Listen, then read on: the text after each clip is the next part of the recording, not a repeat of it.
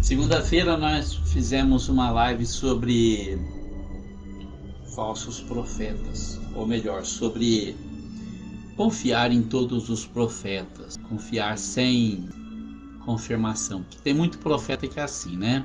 Ele gosta que você confia nele, não é em Deus, não, é nele. Se você duvidar dele, então ele acha que você já tem que ir para uma cama, tem que morrer. Não é bem assim que a palavra de Deus ensina. A Bíblia manda provar os espíritos para saber se os espíritos são de Deus.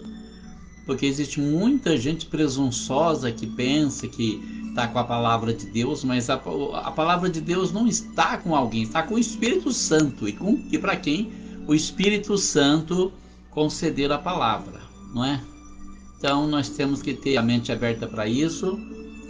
E hoje nós queremos falar sobre o testemunho.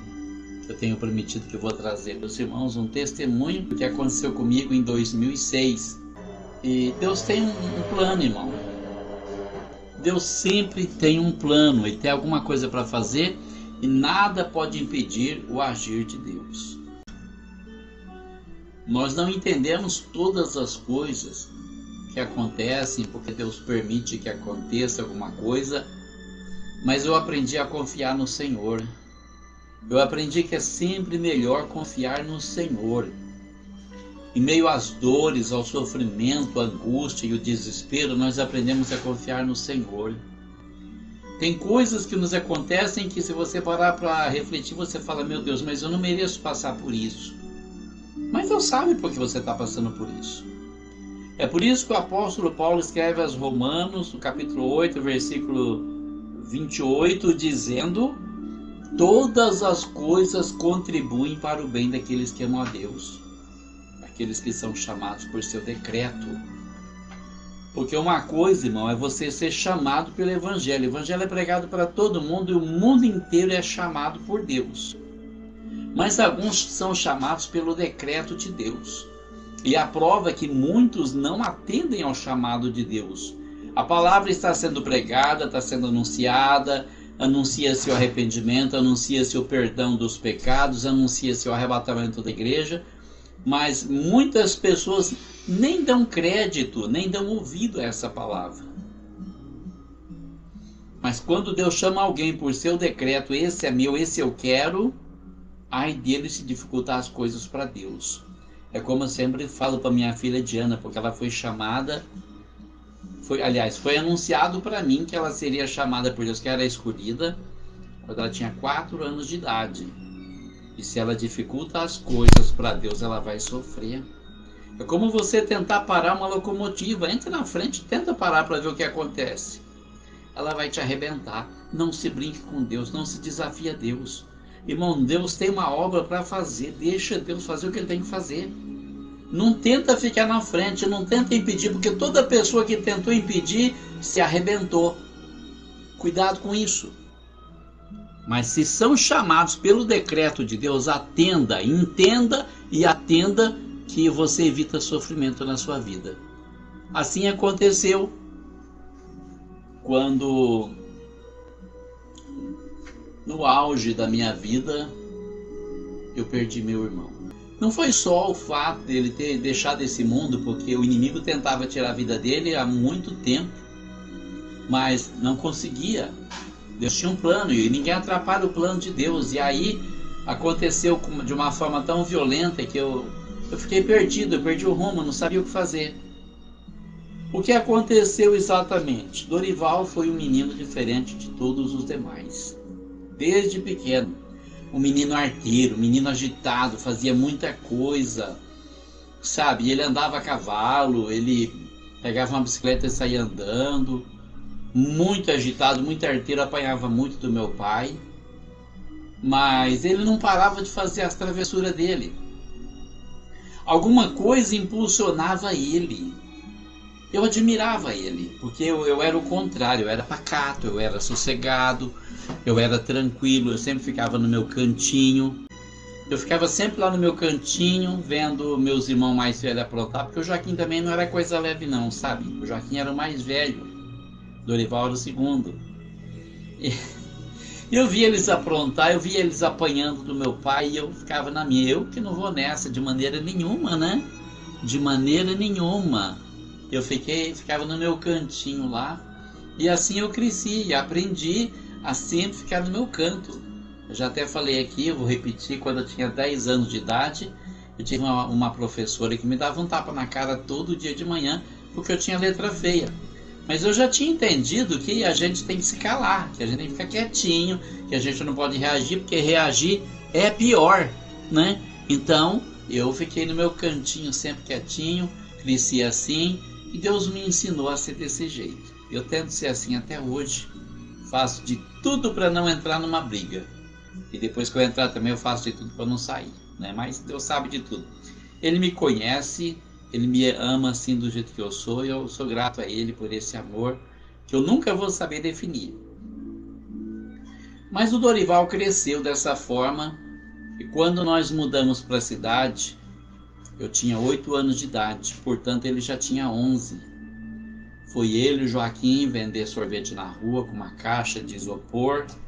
Naquele tempo só pegava carrinho de sorvete menino que já estava traquejado. Os novatos pegavam a caixa. Então pendurava no pescoço um menino de 11 anos na rua vendendo sorvete para ajudar a família. Sempre foi muito família. Passava em casa, às vezes dava sorvete pra gente, os mais novos, que depois eles contavam o dinheiro que eles ganhavam. E o dinheiro que eles ganhavam também não ficava com eles, ia pro meu pai, porque o meu pai se apossava de tudo. Era o sistema, nós não podemos nem reclamar, era o sistema. Nós fomos criados nesse sistema, depois que as coisas foram mudando, né? E ainda bem que as pessoas entenderam que assim não funcionava. Mas era assim, o filho trabalhava e dava o dinheiro pro pai. Até depois de casado, o filho não ficava com dinheiro. Mas o tempo passou, nós fomos para São Carlos. Em São Carlos ele foi trabalhar numa fábrica, acho que era uma fábrica de calçado, não sei, ele, o Joaquim, e os mais novos só iam para a escola. Aí nós voltamos de São Carlos no ano de 69, e ele foi com o Joaquim, mais o meu pai e a minha mãe para a roça apanhar laranja. Saí 5 horas da manhã, um frio que só Deus sabe como fazia frio naquela época. Chovendo, chovia muito no tempo do frio, e eles iam sem agasalho nenhum, só enrolado num plástico para a roça, apanhar laranja, o dia inteirinho apanhando laranja. Era apenas uma criança, um pré-adolescente. Trabalhou muito, sofreu muito, coitado do meu irmão. Mas foi amadurecendo, porque o trabalho amadurece as pessoas. Ele foi amadurecendo. E quando eu tinha mais ou menos 15 anos de idade, eu me lembro que ele apareceu em casa com um violão e começou a cantar um louvor que tocava muito na igreja católica, e que era um hino evangélico, né? Glória, glória, aleluia, vencendo vem Jesus. E foi ali que eu conheci esse louvor, mas eu escutava tocar isso lá no alto-falante da Igreja Batista. Naquele tempo todas as igrejas, quase todas as igrejas tinham alto-falante. E aí o que aconteceu ali, cada um seguiu um rumo diferente. O Joaquim tomou um rumo, o Dorival tomou outro rumo, minha irmã casou logo, e eu, depois dos 15 anos, não vi mais a vida passar. E um dia me casei também, quando tinha 21 anos de idade. E depois o meu irmão mais novo, o Armezinho, ele foi embora com uma turma aí, porque era difícil conviver com meu pai. Meu pai sempre foi uma pessoa muito difícil de lidar. E a única pessoa que rodeava muito ele era o Joaquim e o Dorival. Mas é assim, e nós não tínhamos amizade, porque a nossa família não ensinou a gente a ser uma família unida.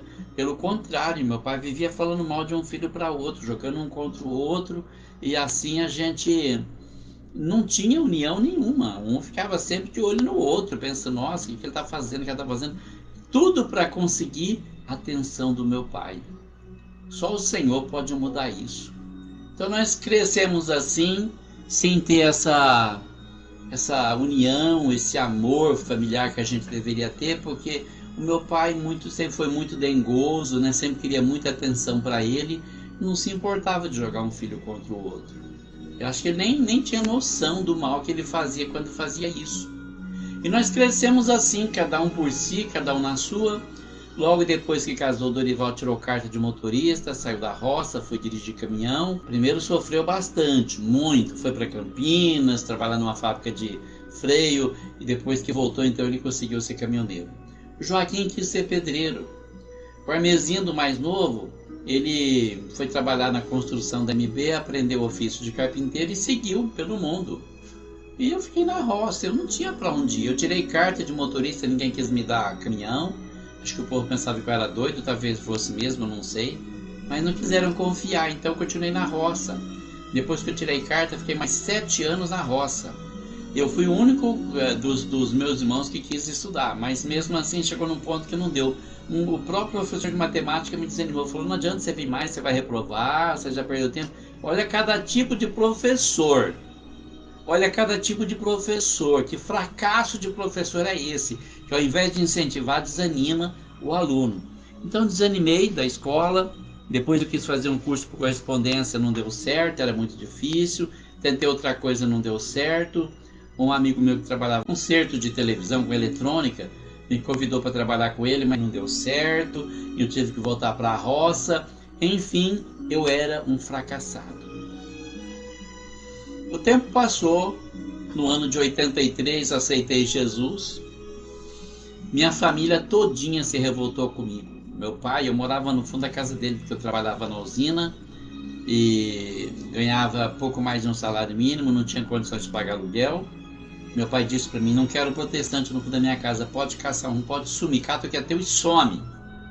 E meus irmãos tudo brigou comigo, por causa da minha fé, menos o Dorival, que sempre ficou na dele.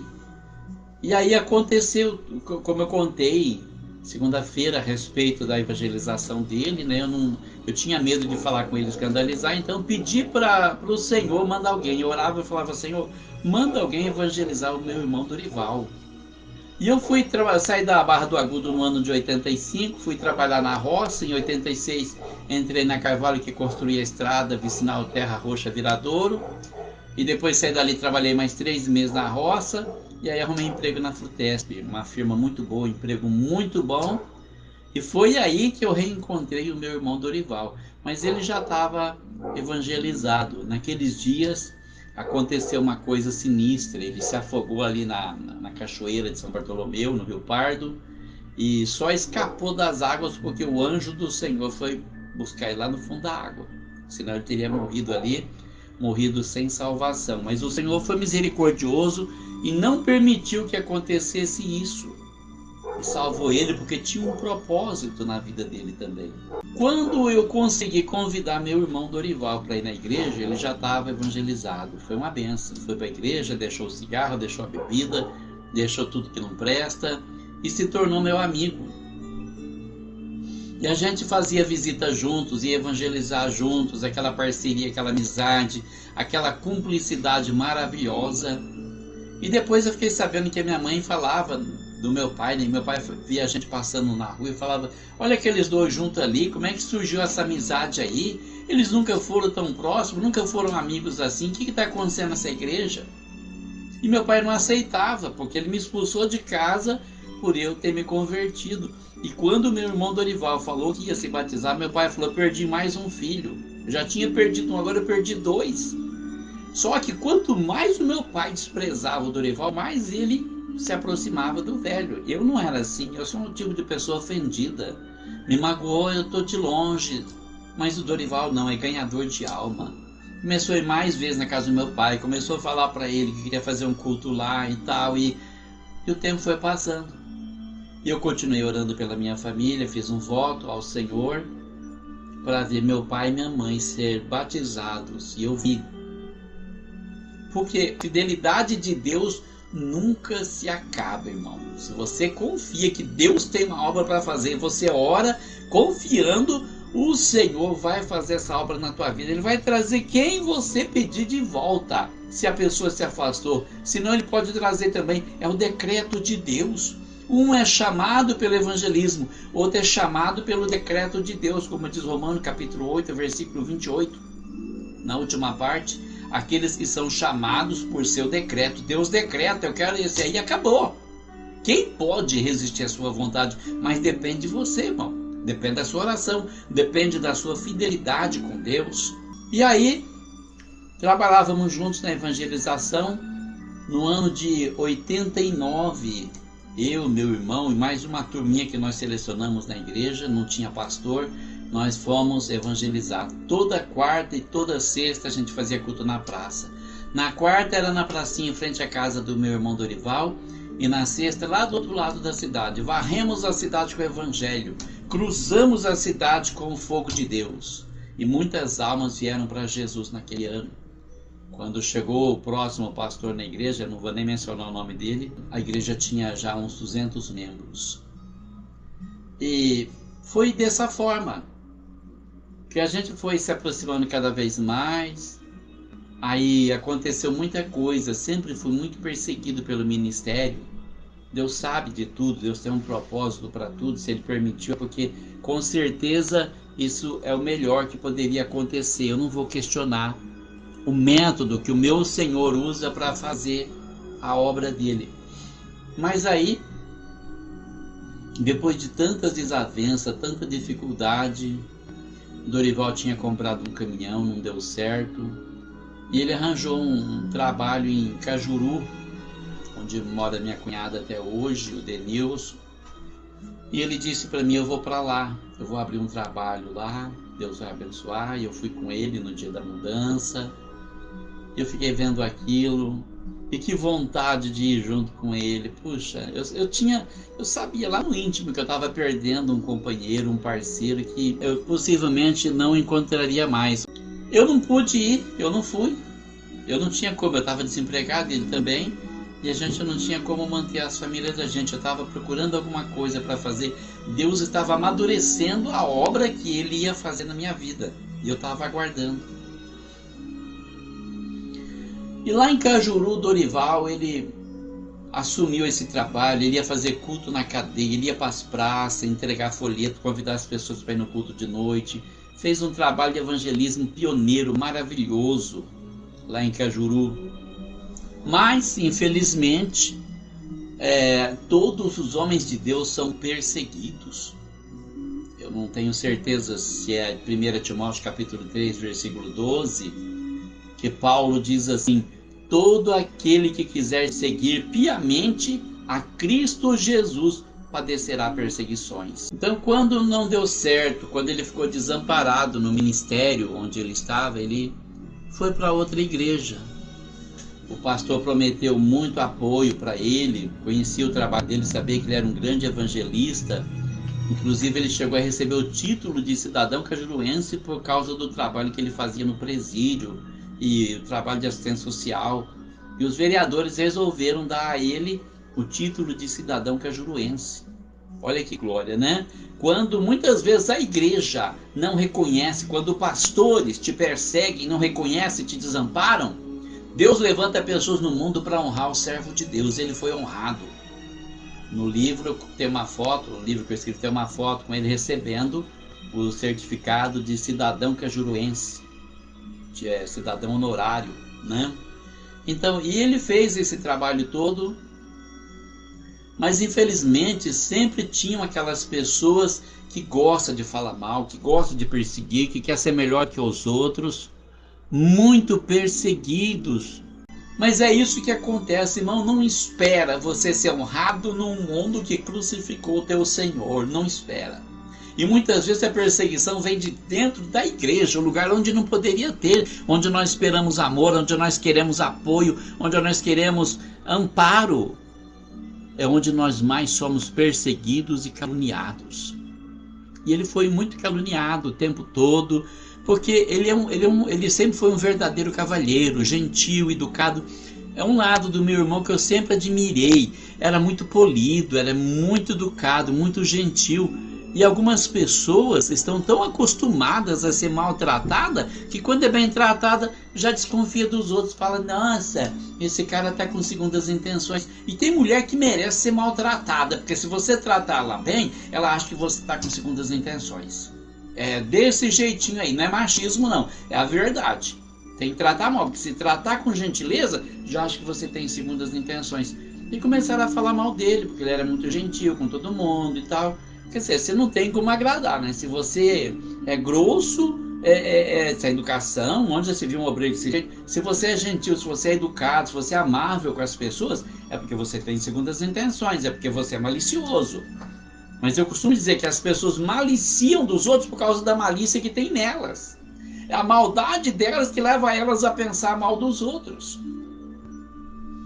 E eu não sei nome, não quero saber, está no passado, Deus vai cobrar. Pessoas que falaram mal dele, e talvez até tenha abalado a confiança do pastor da igreja onde ele estava, porque começou a tratar ele diferente. E quando ele viu que não tinha jeito ali, não tinha amparo, não tinha apoio nenhum de ninguém, as pessoas prometem tudo e não fazem nada. Então ele foi trabalhar como motorista de ônibus. O tempo que sobrava, ele ia para a igreja, ele ia servir a Deus, mas ele tinha que cuidar da família dele. E foi. E eu apoiei. Lógico, tem que trabalhar mesmo. Mas aí o que aconteceu? Nesse trajeto que ele fazia, tinha um itinerário que ele fazia e tinha uma professora.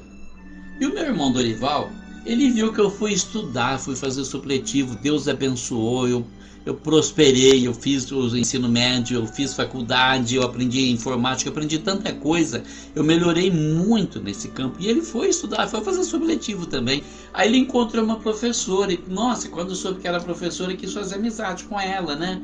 Ai, a senhora é professora e tal, estou fazendo um curso supletivo assim, assim, assim. Maravilha.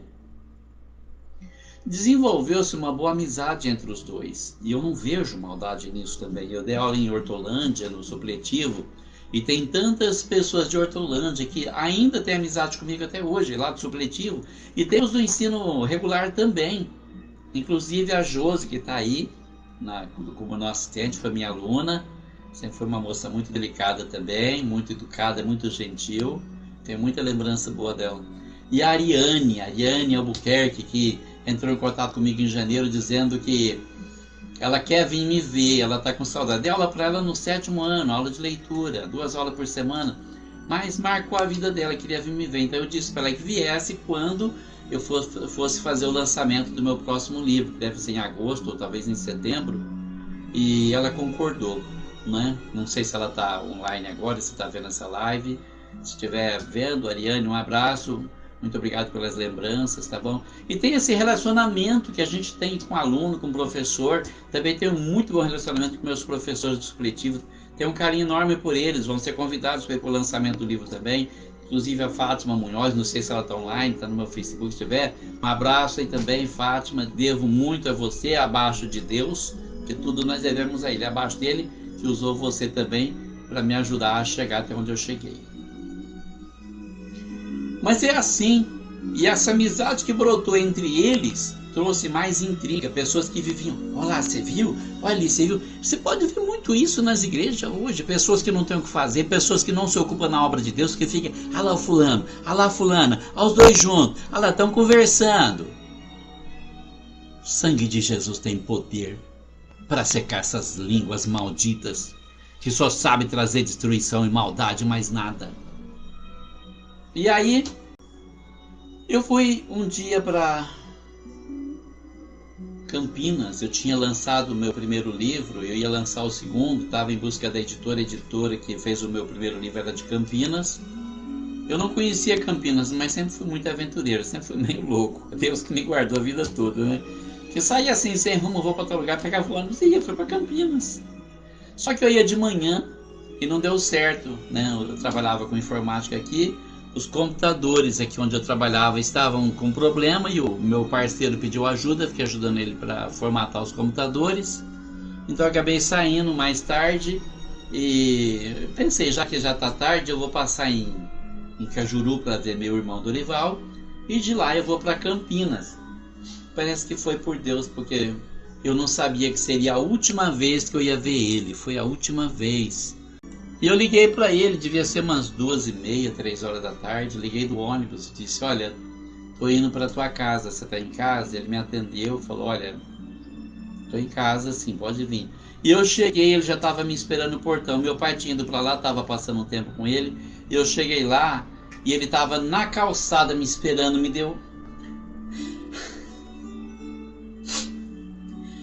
aquele abraço fraterno. Foi o último abraço. Era tão bom chegar na casa dele, ver a família dele reunida, família linda, abençoada, e aquele abraço que ele me dava assim de irmão, de amigo, de companheiro. E nós conversamos muito, contamos as nossas dificuldades um para o outro ali. E ele ia levar a turma para Ribeirão, estudantes, para Ribeirão à noite com o ônibus, e ele disse para mim: olha, eu tenho que sair às 5, mas você me espera, que depois nós vamos conversar bastante amanhã. Eu disse: não, eu tenho que ir para Campinas, eu vou atrás de uma editora. Ele falou: vai outro dia, fica aqui esse fim de semana. E eu falei: não, eu vou hoje, eu tenho que ir hoje, eu vou amanhã cedo, vou sair de madrugada para ir para Campinas. Eu devia ter ficado. A gente sempre pensa que vai ter mais uma chance. A gente pensa: não, eu vou ter outra oportunidade de ver ele, de conversar com ele, de abraçar ele. Irmão, às vezes aquele abraço foi o último abraço que você deu em alguém. Às vezes é o último abraço que você deu na pessoa. Irmão, não sai de casa brigado não, irmão. Não sai de casa brigado não. Dá um abraço no teu pai, na tua mãe, nos seus irmãos, naquele amigo. Você não sabe quando vai ser a última vez que você vai ver ele. Já perdi tanta gente assim. Tanta gente. Um dia eu passo ali na casa da mãe do Tiago, meu amigo, o Tiago estava ali, e eu parei lá e ficamos conversando das 10 até meia-noite no portão. Tinha tanto assunto para falar, e combinamos que um dia nós ia na igreja junto lá em Jabuticaba, onde ele morava. Mas quando eu voltei a ver o Tiago, eu vi numa foto no Facebook, porque ele tinha morrido. Menino de 34 anos. Ninguém tem garantia de vida. Não sai de casa brigado, você não sabe se vai voltar, você não sabe se a pessoa vai estar em casa quando você voltar. E eu podia ter ficado com meu irmão naquele fim de semana, mas eu segui, saí 2h30 da manhã da casa dele, ninguém viu levantar, peguei o ônibus e fui embora. E quando ele acordou 5 horas da manhã, eu já estava longe. Oh céus, acabei não achando a editora aberta, porque sábado eles não abrem, e eu não sabia disso, acostumado com cidade pequena. E acabei voltando depois sem resolver o problema.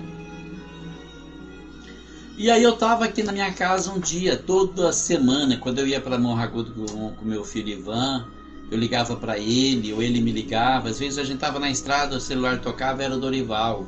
E aí, meu irmão, como é que você tá? A gente conversava bastante até chegar em Morragudo, onde a gente ia cultuar. O Ivan tinha uma namorada lá em Morragudo, não sei se o Ivan estava vendo a live agora, né? Mas ele deve lembrar dessas viagens que nós fazíamos, eu e ele. Naquela época ele foi meu parceiro. O Jorge tinha me abandonado, né, Jorge? Estava vivendo a vida dele, tendo as experiências dele. Mas o importante é que ele voltou, que hoje está com a gente, né? Dando esse carinho, esse amor tão grande aí que é indispensável. Mas então, tocava o celular, eu ligava para ele, ligava para mim. Eu lembro que naquela sexta-feira, eu estava em casa. Eu fiquei o sábado o dia todinho em casa, o dia todinho. Sábado não, sexta-feira. Não, quer dizer, todinho. Eu trabalhei até 5 horas da tarde. Aí eu vim pra casa e fiquei aqui, não tinha o que fazer. Pus um filme na TV, fiquei assistindo um filme ali que gostava muito de filme. Todo mundo saiu. Não sei onde foi parar todo mundo. Minha filha mais nova, minha esposa, eu não sei. Acho que foram em algum jantar por aí. Eu fiquei sozinho em casa. E quando foi às 10h30 da noite, eu lembrei de ligar para ele, porque era sempre na sexta-feira que a gente ligava um para o outro. Mas eu pensei, eu não vou ligar para ele não, porque ele pode estar dirigindo o ônibus e vai atender o celular e pode acontecer alguma coisa com ele. Amanhã cedo eu ligo para ele. No outro dia seria sábado, eu acabei não ligando para ele no sábado. Você faz uma coisa, faz outra, se ocupa de tanta coisa. Acabei não ligando para ele. E o dia passou e às 4h30 da tarde eu estava sentado lá na sala outra vez quando o celular tocou. E era o Denilson, para me informar que o pai dele não tinha voltado para casa na noite anterior e que a polícia já havia encontrado o corpo e ele tinha sido assassinado. No momento não foi assim tão... Eu não me assustei tanto, parecia natural. Me preocupei mais com a família. Como é que vocês estão aí? Vocês estão bem? Fica bem, confia em Deus. Aí fui levar a notícia para o meu pai. Meu pai ficou desesperado. E meu pai quis trazer o corpo para enterrar aqui em Viradouro. Então a funerária trouxe o caixão, buscou lá em Ribeirão. E ele veio. O que mais chocou todo mundo é que começaram a dizer: olha, o Dorival foi encontrado morto no canavial, junto com uma moça. E você começa a associar. A mente humana, ela é muito maliciosa. Ele foi encontrado com uma mulher no canavial. Que estranho, né? Será que o meu irmão caiu em pecado? Será que ele caiu numa tentação? Ele tinha sido muito mulherengo no passado, antes de se converter. Mas não é possível que ele ia cair numa dessas, meu Deus, não é possível. E se ele caiu, por que o Senhor não deu uma chance para ele se arrepender, mudar de vida? Por que levou ele assim em pecado para ele se perder e ir para o inferno? Mas trouxeram ele, chegou, já era quase meia-noite, e eu fui ver ele, parecia que estava dormindo, não parecia morto. Cortaram o pescoço dele assim com um facão, e a moça que estava com ele, grávida de 6 meses, cortaram quase todo o pescoço dela fora. A criança morreu sufocada no ventre da mãe. Depois eu fui saber que a moça era uma aluna que ele tinha levado para Ribeirão. Ele estava levando, era dia 15 de dezembro, então não ia muito aluno, só aqueles que tinham ficado para fazer exame. Foram 3. Ele deixou um casal numa escola, deixou a moça em outra. Quando ele buscou a moça, o casal ligou para ele: olha, nós já estamos prontos aqui também. Ele falou: tá, eu já estou indo buscar vocês. Mas ele nunca chegou na outra escola, porque no meio do caminho os bandidos pegaram ele. Eu assisti a entrevista dos 2 marginais.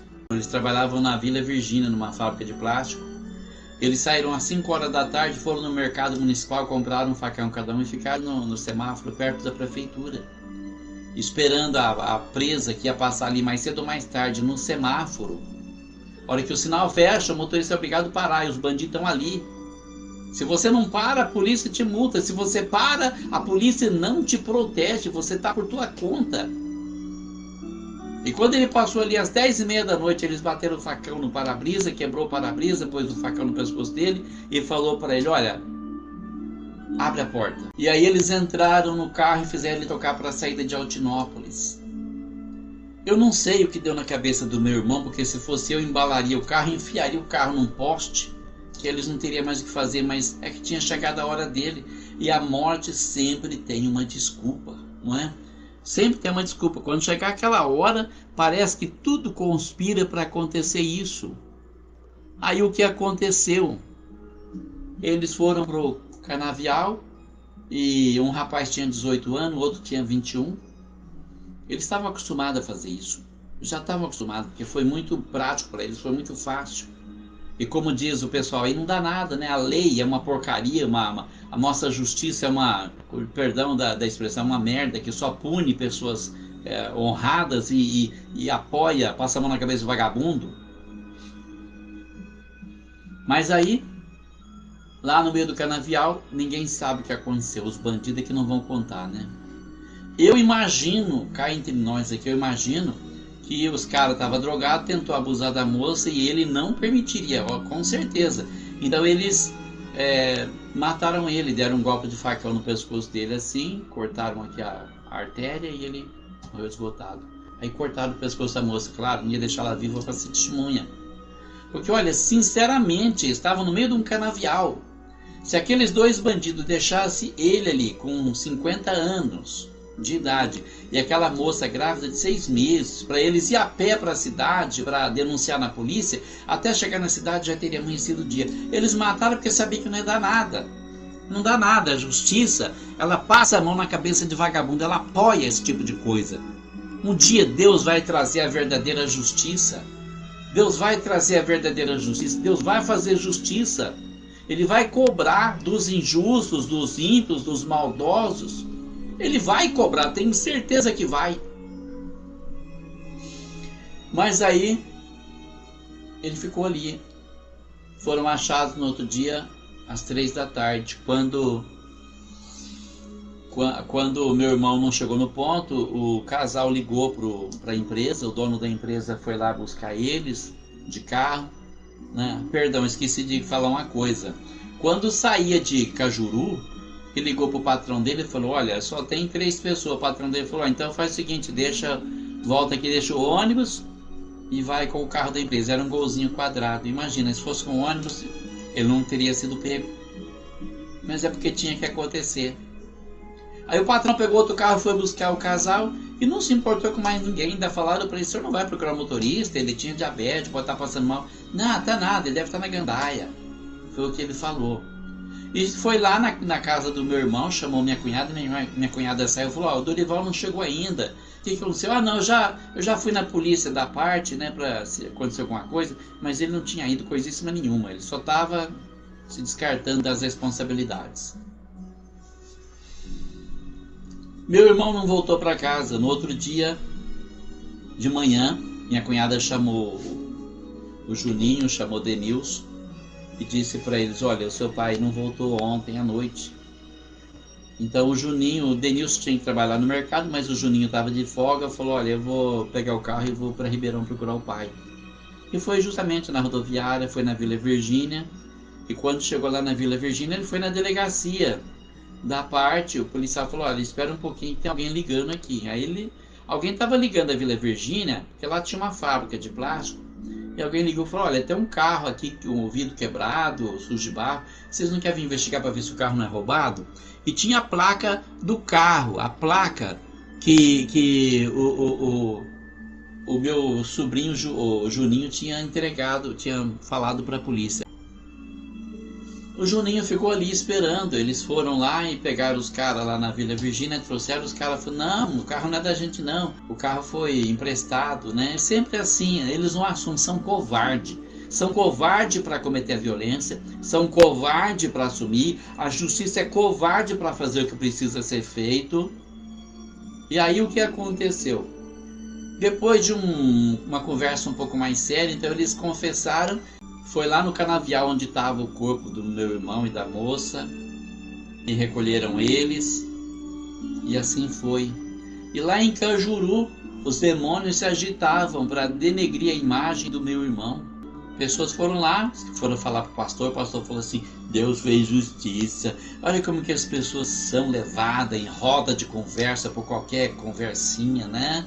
Em vez de procurar saber o fundamento, nossa, Deus está fazendo justiça. Deus vai fazer justiça sim, pastor. Deus vai fazer justiça. O senhor pode esperar que Deus vai fazer justiça, porque Deus é justo. Nada escapa dele. Ele é aquele que tem os olhos como chama de fogo, que vê na escuridão, que vê no escondido, que vê tudo. Nada escapa dele. Aí vieram para cá para o velório. Veio bastante gente. E eu conversava com a minha cunhada, com os meus sobrinhos.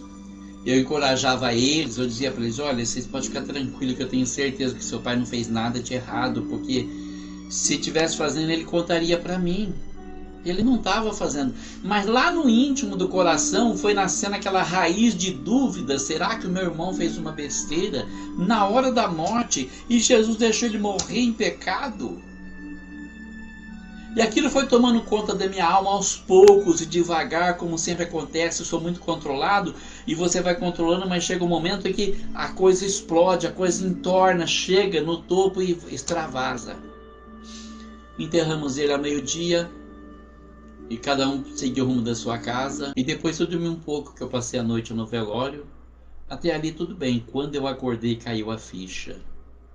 Foi ali que a ficha caiu. Porque ali eu pude perceber justamente o que tinha acontecido. Eu fui lavar o rosto na frente do espelho, minhas mãos estavam vermelhas. Eu lembrava das mãos brancas do meu irmão morto naquele caixão, aquele rosto pálido. E eu pensando: Senhor, como eu posso ter tanto sangue na minha veia se o meu irmão morreu esgotado? E comecei a pensar o que aconteceria se eu estivesse lá com ele. Nós estivemos juntos em tantas batalhas, trabalhamos juntos em tantas coisas, tivemos um emprego juntos uma vez, íamos aos cultos juntos, não perdíamos um ar livre, sempre estávamos juntos. Mas naquela hora que ele mais precisava de alguém, eu não estava lá. Eu queria ter estado lá, eu queria. Mesmo que não pudesse fazer nada para ajudar ele, mas a gente morreria juntos, abraçaria ele e diria: olha, confia no Senhor, nós vamos ver o Senhor daqui a pouco. Mas não foi assim, ele estava sozinho. E começou a me dar aquele desespero, aquela sensação de angústia, de agonia, eu não sabia o que fazer. E eu peguei o carro e fui lá para o cemitério para conferir se realmente ele estava lá. Estava. Aí caiu um desespero tão grande, uma angústia, uma dor tão forte na alma, porque eu não sabia se o meu irmão não tinha morrido em pecado e não estava perdido. E foi assim que nós fomos para Morro Agudo à noite no culto, na igreja do pastor Lorival. E eu nem prestei muita atenção em tudo, porque eu estava muito angustiado. E o pastor Lorival me deu uma cartelinha de tranquilizante, falou: olha, toma isso, senão você não vai conseguir dormir. Eu tomei, e eu dormi aquela noite. Acordei 4h30 da manhã e não consegui dormir mais, caiu a ficha de novo, meu Deus, passei aquele dia angustiado. Eu fui para a escola, trabalhava aqui na Sebastião Balieiro, dava aula de informática, de manhã e à tarde para as crianças. E graças a Deus, aquela semana não apareceu nenhuma criança, nenhuma. Não apareceu ninguém, mesmo que era já fim de ano. E eu lembro que eu cheguei lá e aquele monte de gente lá no corredor, os professores estavam sem alunos também. Eu fiquei esperando todo mundo entrar para a sala dos professores. Eu passei num passo rápido e eu fui lá para minha sala, ficar sozinho com a minha dor, com a minha angústia. Eu não queria ver ninguém, não queria falar com ninguém, não queria olhar no rosto de ninguém. Eu lembro que naquela manhã a Juliana subiu lá. Juliana Falcone trabalhava na secretaria, minha amiga. Subiu lá, não falou nada. Ela entrou na minha sala de mansinho, sentou perto de mim, deitou a cabeça no meu ombro, ficou um minutinho, levantou e foi embora sem falar nada. Mas aquele gesto foi tão importante para mim, para aquela angústia, aquela amargura que eu estava sentindo naquele momento. Eu passei o dia assim, e eu vim para casa de tarde, 5 horas da tarde, tomei banho, fiquei aqui com a família, não queria ver ninguém, não queria sair na rua, não queria ver ninguém. Naquela noite de segunda-feira eu tomei um tranquilizante e fui dormir. E eu orando, dizendo: por que, Senhor? Por que tinha que acontecer com ele? Por que ele? Por que não eu? Eu queria ir embora há tanto tempo, estou pedindo para o Senhor me levar, o Senhor não me leva, deixa acontecer isso com o meu irmão. E aí, eu lembro que na terça-feira eu acordei, era 4 horas da manhã. E a hora que eu abri o olho, que caiu a realidade de volta, um pensamento atravessou a minha mente como se fosse uma lança. Um versículo da Bíblia Sagrada. Uma promessa do Senhor Jesus que diz assim: tudo que pedirdes ao Pai em meu nome, eu farei. E aquilo acendeu na minha alma uma faísca de esperança. Disse: puxa, eu posso pedir qualquer coisa para Deus, porque apesar da angústia, da amargura, da revolta, eu não perdi a fé na palavra de Deus. E eu levantei depressa, fui pegar a Bíblia, mas a Bíblia no papel é tão difícil de achar, e eu não tinha internet em casa. E eu fui mais cedo para a escola, porque lá tinha internet. E eu cheguei lá e eu abri a Bíblia na internet, fiz aquelas buscas. Tinha tanto versículo que confirmava e dizia: tudo que pedirdes ao Pai em meu nome, eu farei. Se pedirdes alguma coisa em meu nome, eu farei.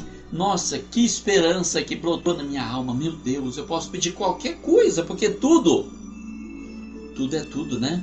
E é isso que ele diz: tudo que pedirdes ao Pai em meu nome, eu farei. Então, às 10 horas da manhã, eu tranquei a porta da minha sala para não ser incomodado, não tinha ninguém comigo mesmo. Dobrei o meu joelho no chão e fiz uma oração até mesmo num tom bastante atrevido, dizendo: Senhor,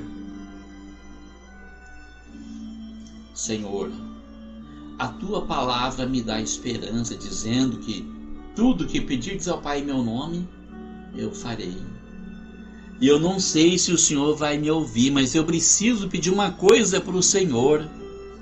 Eu quero pedir uma coisa para o Senhor agora, quero que o Senhor me atenda, porque a honra da tua palavra tem que ficar intacta.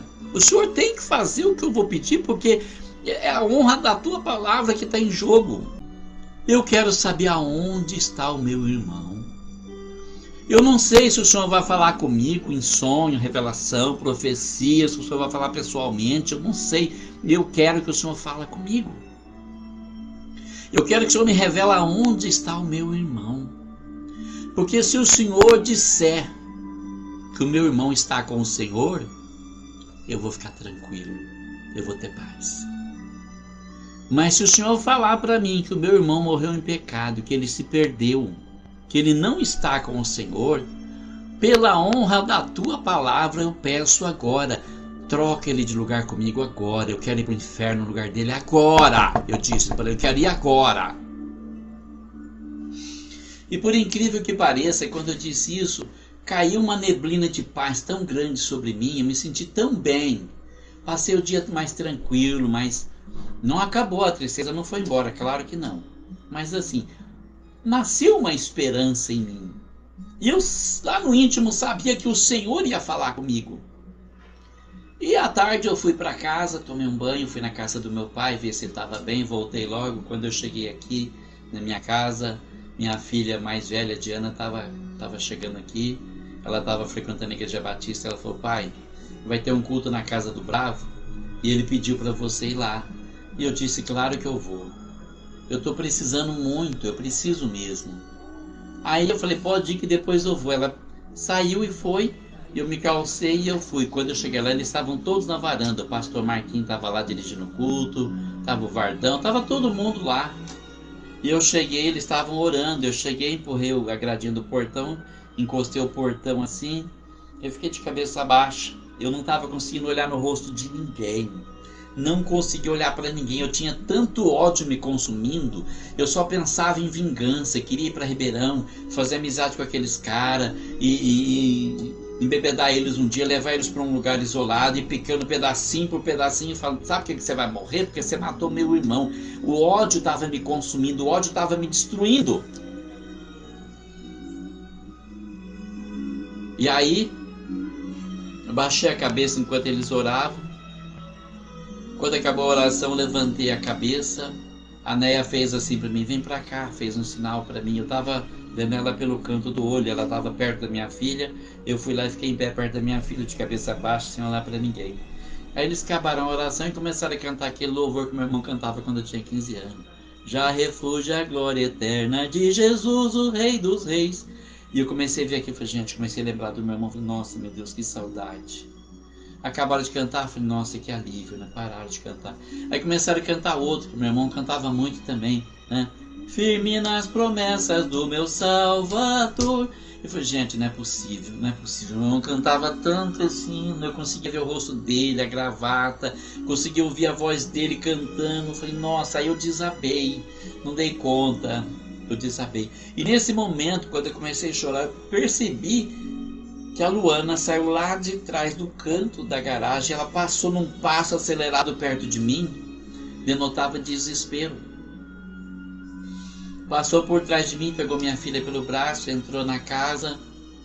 Eu conhecia a Luana desde pequenininha, mas nunca tinha conversado com ela, era muito tímida, eu também não era muito de conversar, e agora que eu sou um conversador nato, né? Aí minha filha saiu lá e falou, pai, a Luana mandou você entrar que ela quer orar por você. E aí criou uma revolta tão grande dentro de mim. Eu falei, a Luana quer orar, ela quer profetizar, ela quer me consolar. Eu não quero ser consolado. Nessas horas você não quer ser consolado, você quer que o ódio te consuma, você quer ser consumido pelo ódio para usar esse ódio para consumir as pessoas que te fizeram passar por isso também. Mas em todo caso, não posso rejeitar uma oração. Então eu entrei com ela, submisso. E quando eu entrei na sala, estava só eu, ela e minha filha. E ela disse assim para mim, foi a primeira vez que me dirigiu a palavra. Miguel, Deus me deu um dom, mas eu sempre tive medo de usar esse dom, achando que era coisa da minha imaginação. Mas o Senhor usou alguém para falar para mim que quando Ele quisesse me usar, eu ia começar a tremer e chorar. E desde que você passou daquele portão para dentro, que eu estou tremendo e chorando sem parar. Eu vou fazer uma oração e eu sei que o Senhor vai usar a minha boca para falar com você. E eu ali de coração duro, fechado, pensando que ia profetizar para mim, eu não quero receber profecia. Aí ela pôs a mão na minha cabeça assim e ela tremia. E eu, até com raiva daquilo, pensando, nossa, será que tá fingindo? E ela falou meia dúzia de palavras e o Senhor tomou a boca dela. E na hora que o Senhor começou a falar, eu conheci que era ele, é o Senhor que está falando. Aí eu desmontei todinho na presença do Senhor. E aí ele começou a falar comigo assim: por que, meu servo, que você tranca a porta da sua sala, ou você fecha o vidro do seu carro e você chora e você fala, por quê? Porque o Senhor levou ele e não levou eu? Eu quero que você saiba que ele é meu escolhido para estar comigo. Minha obra na vida dele estava completa e eu ainda tenho algo para fazer na tua vida. Você diz assim que ele estava sozinho naquela hora, mas ele não estava sozinho, porque eu estava lá. Fui eu que disse para eles, façam, porque eu quero recolher ele para mim. Não posso nem dizer como eu estava me sentindo nessa hora. E ele continuou falando. Você quer saber onde está seu irmão? Ele não está perto de mim, ele está do meu lado, segurando a minha mão e pedindo para confortar o coração da família. E as más línguas que falaram contra o seu irmão, eu vou cobrar delas pessoalmente. E não me esqueça, porque você já me esqueceu. Não adianta correr, porque eu vou te ultrapassar. E assim encerrou a palavra.